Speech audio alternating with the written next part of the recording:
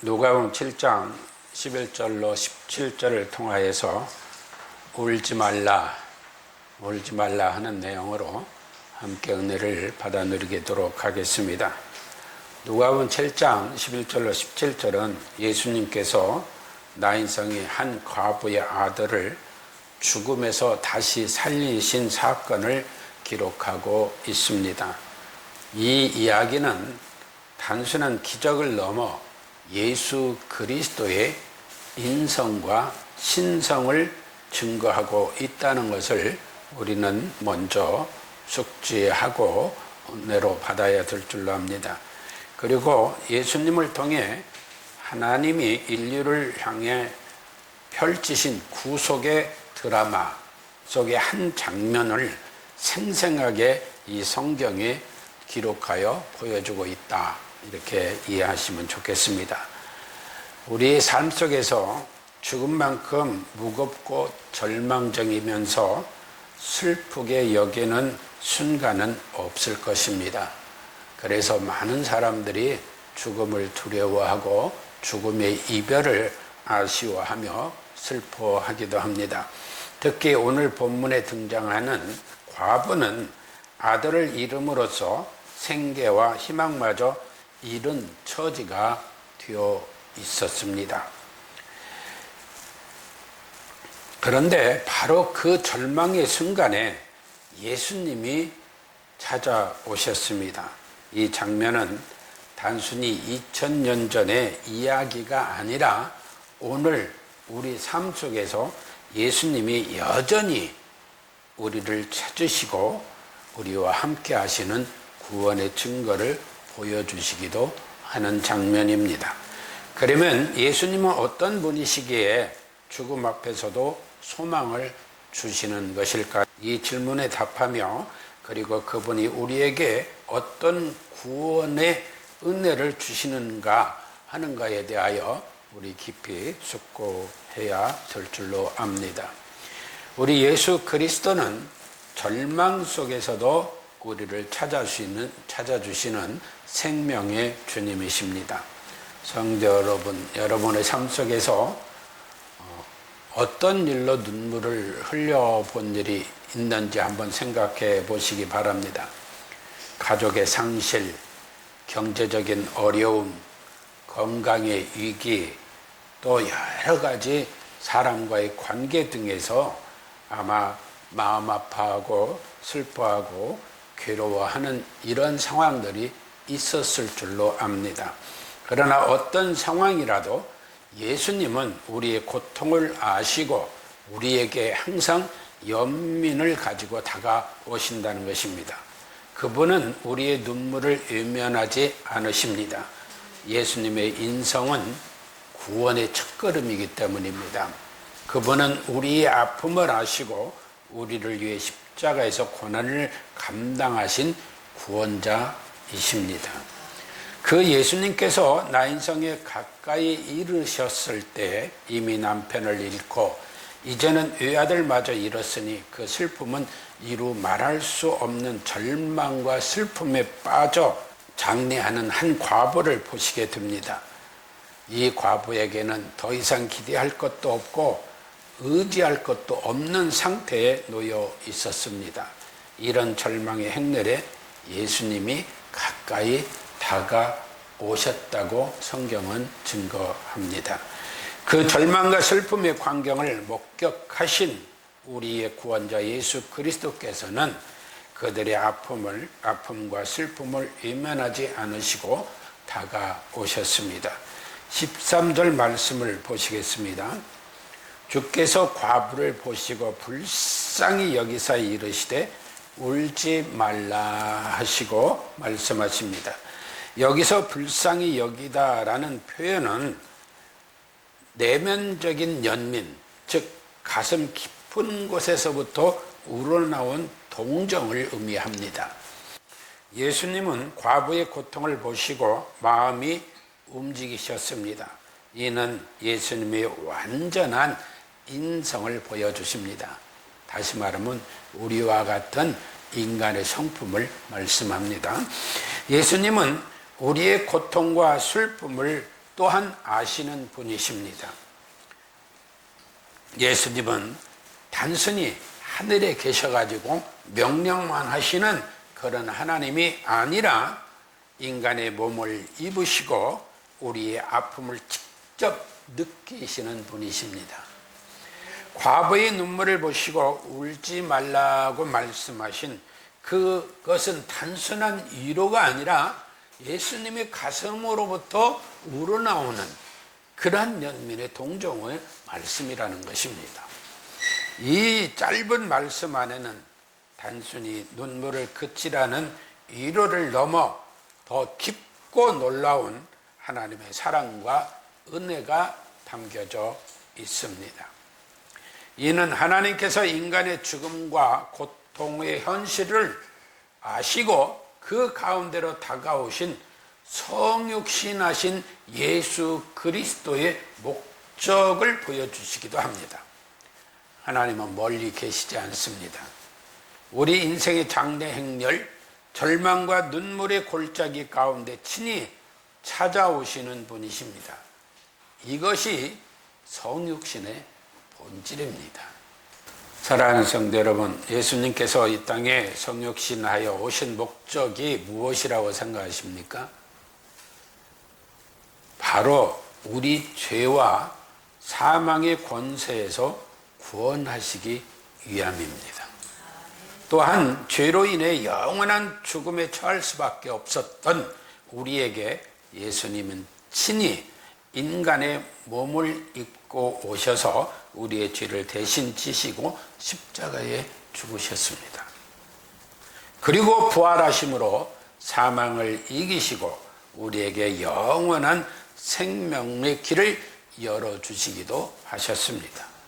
우리는 이 복음, 곧 예수 그리스도를 믿음으로 우리는 구원의 은혜를 누리고 있는 것입니다.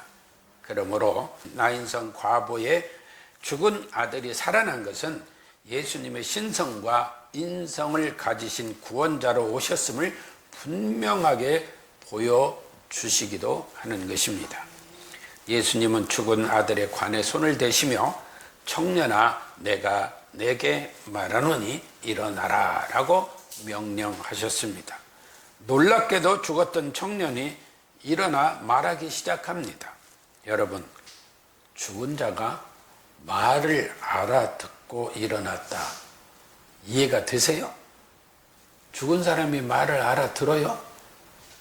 못 알아듣죠? 그런데 그 죽은 자가 예수님의 명령을 듣고 그 명령을 듣고 깨어났습니다. 어떻게 보면 인간의 생각으로는 상상이 안 되는 일이 벌어진 것입니다. 따라서 이 기적은 뭘 말하고 있는가? 예수 그리스도께서 창조주이심을 증거하고 있다는 것입니다. 생명의 주관자이심도 드러내고 계시는 표적입니다. 그러므로 인간의 죽음조차도 예수 그리스도의 권능에 복종하는 것이다 라는 것을 성경은 증거하고 있습니다. 그러나 우리가 한 가지 오해하지 말아야 할 것은 나인성 과부의 아들이 살아난 것은 예수님이 부활과는 다르다는 점입니다. 예수님 재림하실 때 우리의 부활과도 다르다는 점입니다. 왜? 부활은 썩지 아니할 영광스러운 몸과 즉 부활체와 영혼이 완전히 결합하는 것을 부활이라고 합니다. 그러나 나인성 과부의 아들은 다시 죽을 수밖에 없는 몸 그 자체와 영혼이 결합된 것입니다. 이 기적은 우리에게 예수 그리스도를 믿음으로 얻게 될 구원의 은혜를 미리 보여주시는 예표입니다. 사랑하는 성도 여러분, 예수님은 단순히 병을 고치고 죽은 자를 살리시는 능력 있는 분이시다라는 것을 말하기 위하여 이게 기록된 것이 아닙니다. 우리의 죄를 용서받게 하시고 영원한 생명을 주시는 이가 누구냐? 곧 예수 그리스도다라는 것을 증거하는 것입니다. 나인성 과부에게 울지 말라고 말씀하신 예수님의 따뜻한 음성은 오늘 현재 우리에게도 동일하게 주시는 말씀인 줄로 믿습니다. 우리의 삶 속에서 겪는 모든 슬픔과 절망, 죄와 사망의 두려움에서 벗어나 오직 예수 그리스도를 믿음으로 구원의 은혜를 누리려는 그러한 초청의 말씀이기도 합니다. 이처럼 우리도 구원자로 오신 예수 그리스도를 믿음으로 말미암아 놀라운 구원의 은혜를 경험하며 살고 있는 것입니다. 그러므로 우리는 더 이상 죄와 슬픔과 고통과 어려움 등 그 어떤 환경에서도 절망이나 슬픔에 얽매이지 말고 울지 말라고 말씀하시는 예수 그리스도를 굳게 믿는 은혜로 그분이 주시는 구원의 은혜 안에서 참된 평안과 기쁨의 삶을 누려야 될 줄로 압니다. 또한 예수님은 본능적으로 놀라움과 신앙의 희생을 우리에게 가져다 주셨습니다. 본문 14절 15절을 보면은 가까이 가서 그 관에 손을 대시니 맨 자들이 서는지라 예수께서 이르시되 청년아 내가 내게 말하노니 일어나라 하시매 죽은 자가 일어나 앉고 말도 하거늘 예수께서 그를 그 어머니에게 주시니라고 기록합니다. 이 장면은 예수님의 신성을 분명히 밝히 드러내시면서 죽음은 인간이 절대 이길 수 없는 장벽이지만 예수님은 말씀 한마디로 죽음을 이기시고 죽은 자를 살리셨다는 것입니다. 이는 오직 누구만이 할 수 있는 일이다? 하나님만이 하실 수 있는 일이다 라는 것입니다. 예수님은 단순히 기적을 해가는 선지자가 아닙니다. 16절 17절에 보는 모든 사람이 두려워하며 하나님께 영광을 돌려 가로되 큰 선지자가 우리 가운데 일어나셨다 하고 또 하나님께서 자기 백성을 돌아보셨다 하더라. 예수께서 이 소문이 온 유대와 사방에 두루 퍼지니라 했습니다. 사람들은 그 예수님을 보면서 큰 선지자가 우리에게 일어나셨다라고 했습니다. 그리고 하나님께서 자기 백성을 돌아보셨다라고 고백합니다. 이는 단순한 말이 아니라 구속사의 방향을 이해하는 신앙 고백이 있었다는 것입니다. 선지자 엘리야, 엘리사와 같은 능력자와 비교할 수도 있지만 예수님은 그들을 뛰어넘는 하나님 자신으로 오신 분이시라는 것을 말씀하고 있는 것입니다. 그러므로 예수님은 선지자들을 초월하시는 분이십니다. 그러므로 요한복음 11장 25절에서는 예수님 말씀하십니다.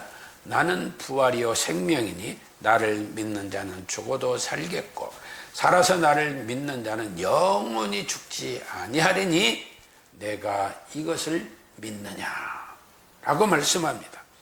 사람들은 아들이 살아난 것을 보고 두려워하며 하나님께 영광을 돌렸다고 했습니다. 여기에 두 가지 반응이 섞여 있는 것입니다. 첫째는 놀랍입니다.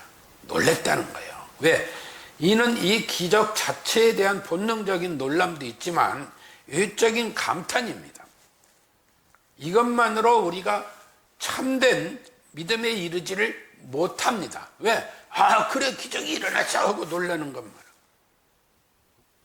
또한 존재의 회복입니다.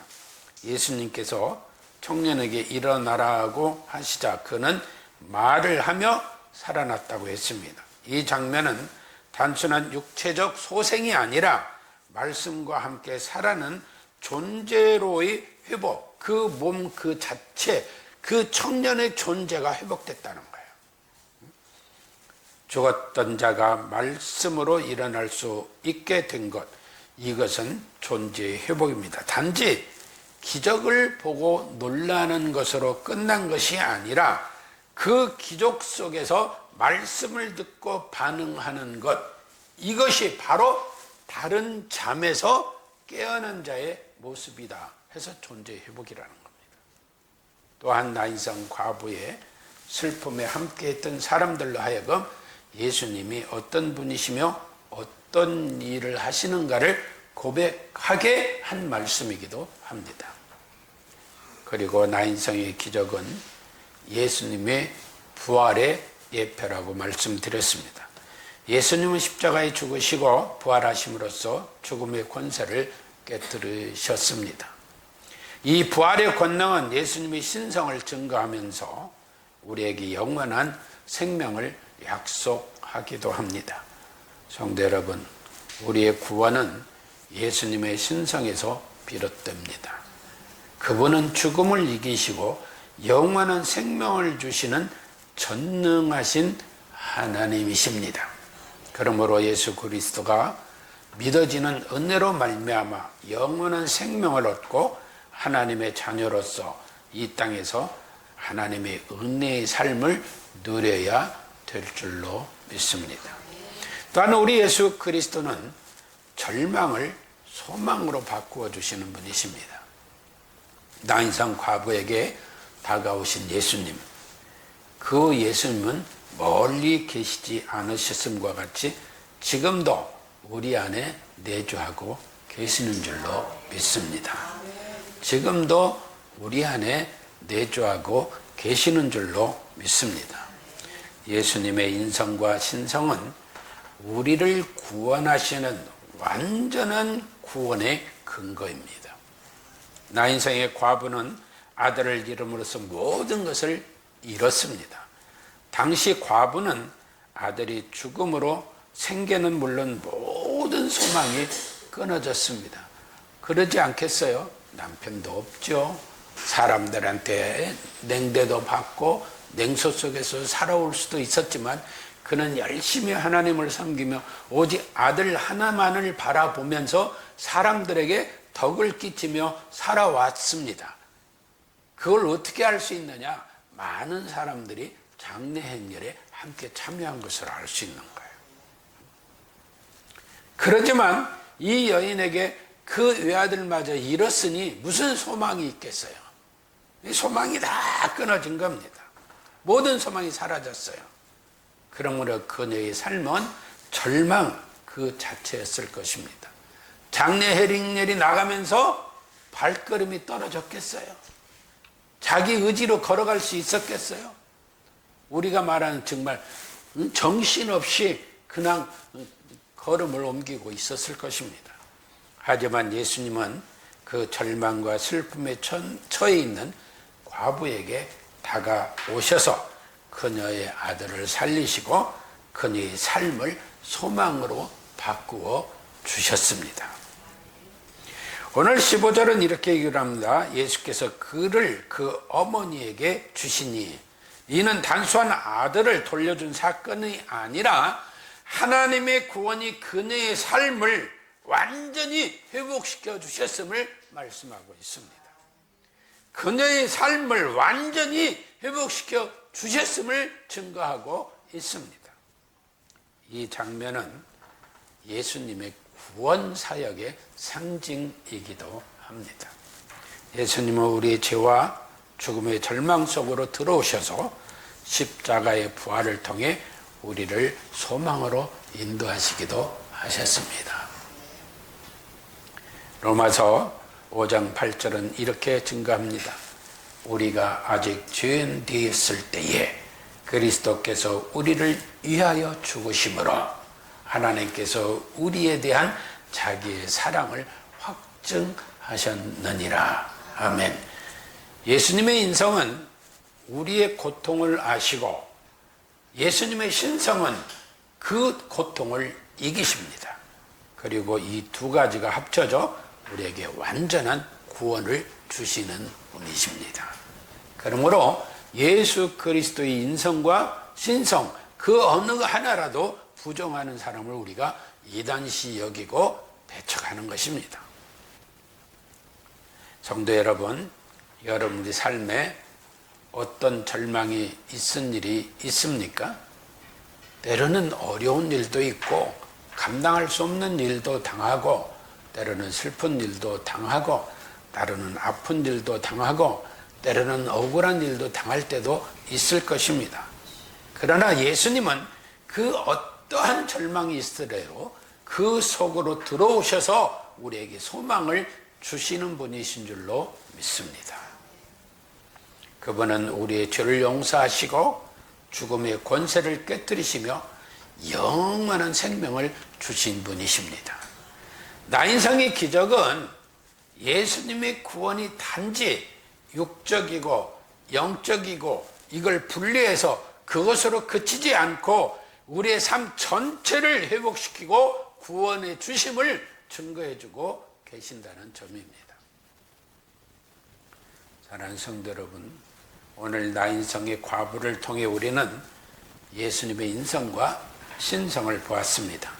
그분은 우리의 고통을 아시는 연민의 구원자이시며 죽음을 이기시는 전능하신 하나님이십니다. 우리에게 완전한 구원을 주시는 하나님이신 줄로 믿습니다. 예수님은 우리의 절망 속으로 들어오셔서 우리에게 소망을 주시기도 하시는 분이십니다. 오늘 여러분들에게 권면을 드립니다. 여러분 삶에 어떤 어려움이 있든지 예수님을 확실히 믿어지는 은혜 가운데 예수님께 나와 기도하시기를 바랍니다. 예수님은 우리의 죽음과 절망을 이기게 하시고 새 생명을 주신 분이십니다. 따라서 어떠한 어려움과 절망 속에 빠진다 하더라도 그 속에서 방황하지 말고 예수 그리스도 이름으로 예수님 안에서 기도하시는 우리들이 되어져야 될 줄로 믿습니다. 혹시라도 하나님의 말씀이 의심되어지는 자들이 있다면 지금 이 순간에 예수님을 믿음으로 받아들이시고 말씀도 믿음으로 받아들이시고 그분의 구원을 경험하며 살아가시기를 축복합니다. 이 순간에도 예수님은 말씀하십니다. 함께합니다. 울지 말라. 울지 말라. 나인성의 군중은 예수님의 기적을 보시고 하나님을 찬양했습니다. 우리도 예수님의 구원을 경험한 자로서 이 기쁜 소식을 세상에 전하는 증인이 되기를 주 예수 그리스도 이름으로 축복합니다. 아멘.